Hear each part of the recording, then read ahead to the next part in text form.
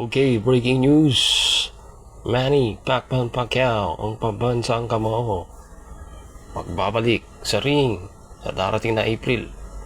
At ito ay isang exhibition fight.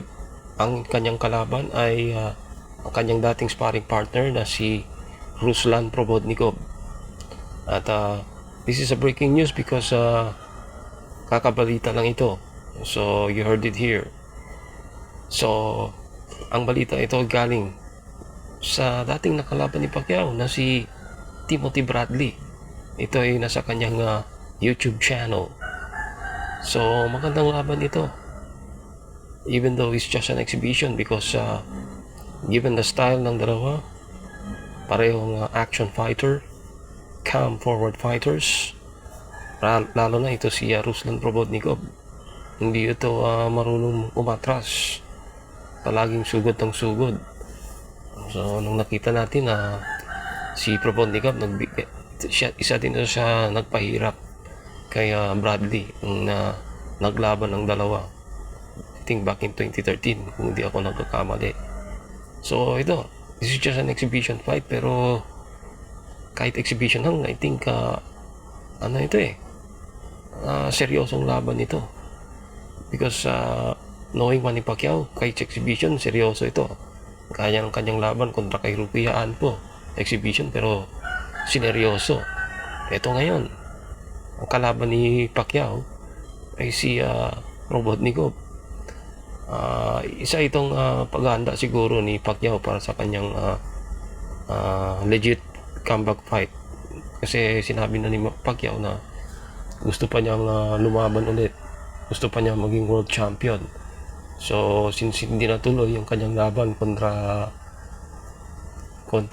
Rolly Romero, I think itong pinili niya si Probodnikov para at least mapagbag yung kalawang and in order to stay active. So this is a breaking news, no? Galing dun sa YouTube channel ni Timothy Desert Storm Bradley. Manny Pacquiao in April, exhibition fight versus Ruslan Probodnikov. With Manny Pacquiao. Yeah. Yep. I got offered. Yeah. Baby money though. Baby money. Baby money. Do a little exhibition with Manny Pacquiao, but shit, I couldn't make the weight. Shit, by April 18th or some stuff like that. Oh, we need you to come down to 150. Man, one, the money too low. Two, you want me to squeeze down to 154 pounds? Please, that's 30-something pounds I gotta get off. You crazy. Ain't no damn way. Nope. Ain't no damn way on that. However, the fight's not happening. But this is what I'm hearing through the grapevine. Yeah, Manny Pacquiao finna get ready to fight my I don't want to say arch nemesis, but shit, 2013 fight of the year, Ruslan Probodnikov. He about to get in the ring with that boy right there, Ruslan Probodnikov. That's who he about to get in there with, man. He about to do an exhibition with him. I think it's April 18th. You heard it here first. Yeah, you heard it here first. Tim Bradley reporting. Anyways. At least sa naturang video, sa kanya daw unang nabigyan yung offer na para labanan si Pacquiao sa isang exhibition fight, pero hindi daw niya tinanggap dahil bukod sa dito siya sang-ayon sa bayad ng exhibition.